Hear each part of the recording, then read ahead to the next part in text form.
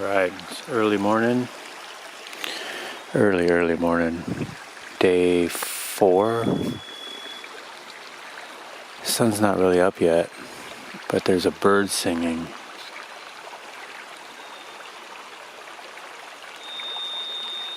At high-pitched tone.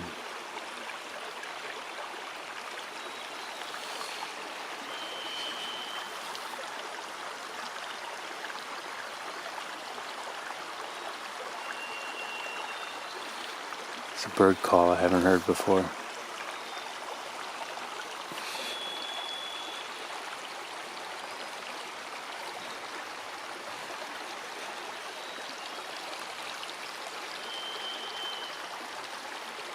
It's beautiful.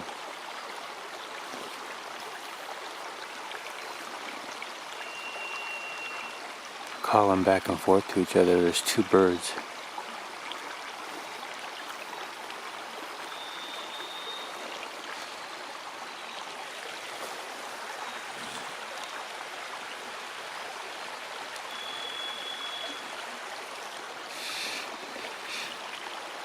Ah, that's nice. Being serenaded in the morning.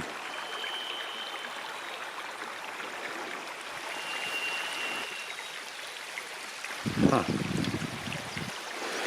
Well, it's nice. It's been a nice night. Tide's starting to turn and come in a little now, so I got a couple hours. Get some breakfast and get packed up. Catch the high tide with the bird song in the background.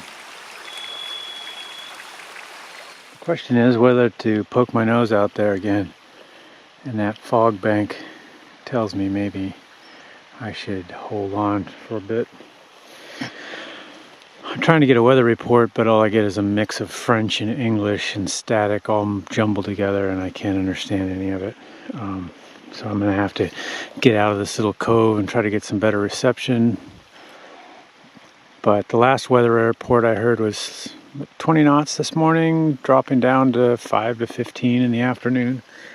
And it said a 30% chance of rain this morning, so I'm thinking there's a little front moving through. And that would explain this tablecloth cloud. This phenomenon is caused by cold water on the other side of the hill, warmer air on this side of the hill, and an strong onshore flow pushing in the colder air that rises up over the hill, condenses into a cloud, and then evaporates as it comes down this side. So I've seen this before in meteorology, and it usually means very strong winds on the other side, even though there's not strong winds on this side. It's looking very questionable right now. Maybe I'll just go trout fishing for the day.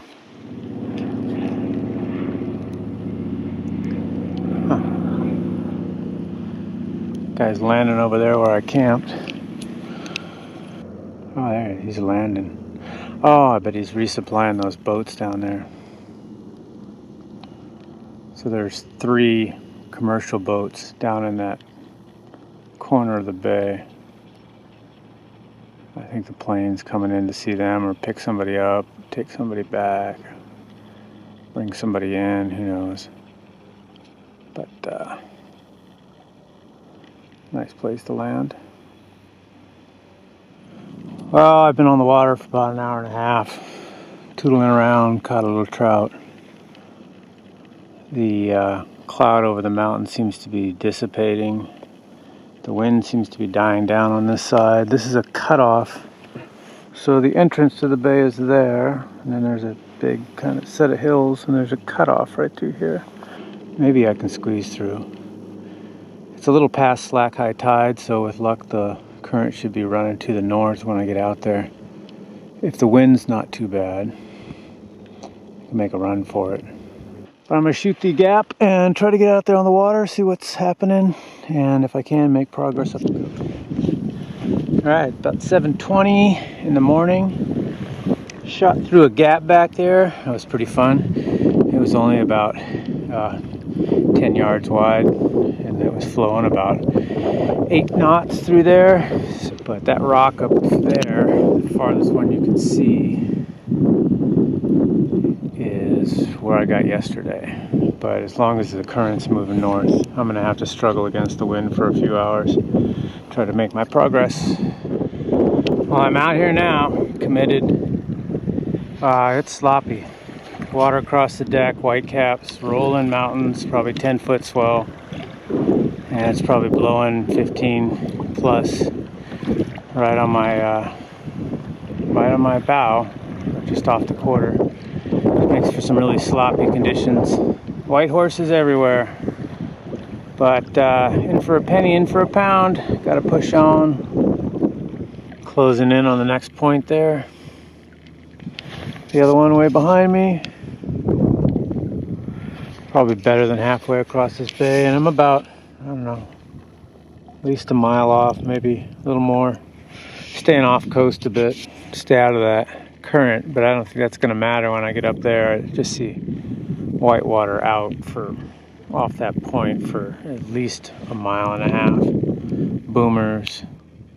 I know there's a lot of little islands out there. I'm going to have to sort my way through submerged rocks and reefs.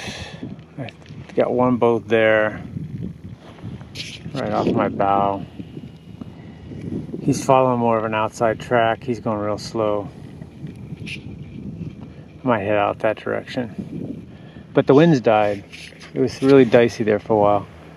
White caps, big 10-foot rollers, and now I think the backing of the wind is coming that they're calling for. So I expect a south wind to kick up here in a couple hours.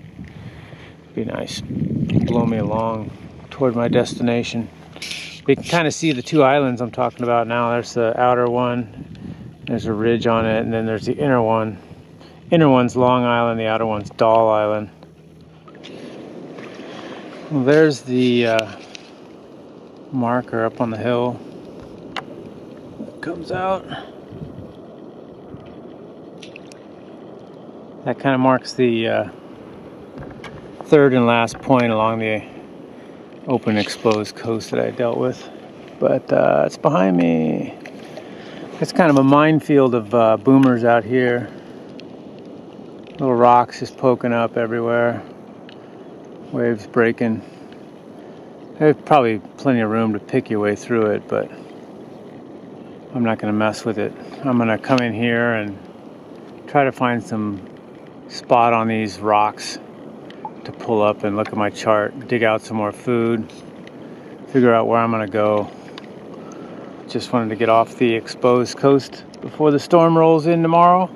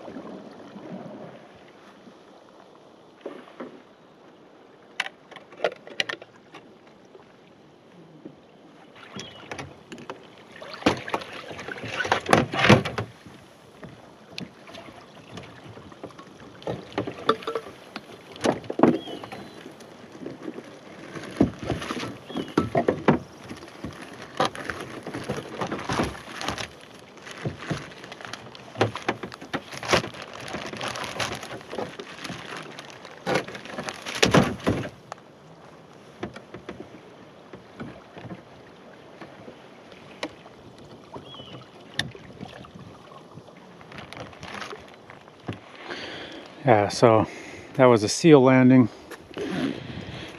As in, this is the way the seals do it.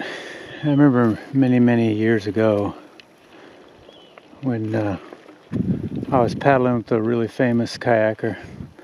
I didn't know he was famous at the time, but Ed Gillette, who paddled to Monterey to Hawaii, 72 days at sea in a kayak, the longest voyage ever done in a kayak as far as anyone knows, and it's probably a record that's going to stand time forever. But he told me he kayaked through this coast years before I met him, and he said everything's a seal landing up in Alaska. I didn't know what it meant because I was living in Southern California and everything was a beach, but now I do. Everything's a seal landing in Alaska. You want to get out of the boat, you got to do that seal landing thing. And you get up on a rock like this that's obviously going to be underwater in a few hours, covered with barnacles and mussels. The water level is going to be all the way up there later on this afternoon, about 4 o'clock. And it all goes back down again. But that's what it takes to be out here. Grab some lunch, look at the map, find out where I'm going next. Seem to have attracted the attention of some locals here. Got a big sea otter came up right underneath my boat, made a huge splash. And if I can film him, there's a red martin behind me in those rocks. There he is. Ah, see, he saw me looking at him. If I turn around, he takes off. There he is. See his face? Too? He's curious. He's like, what are you up to? He'll come out again.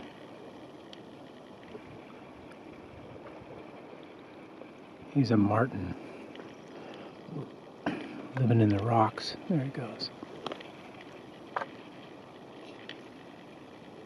To get a bead on him. There he goes. Kind of like the size of a squirrel.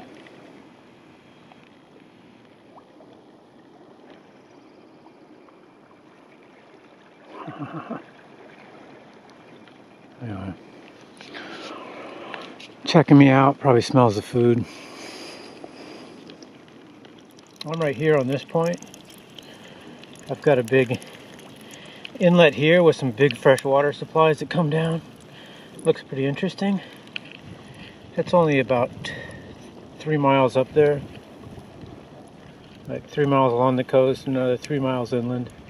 That might be a nice place to wait out the storm. I don't know if it has any great fishing.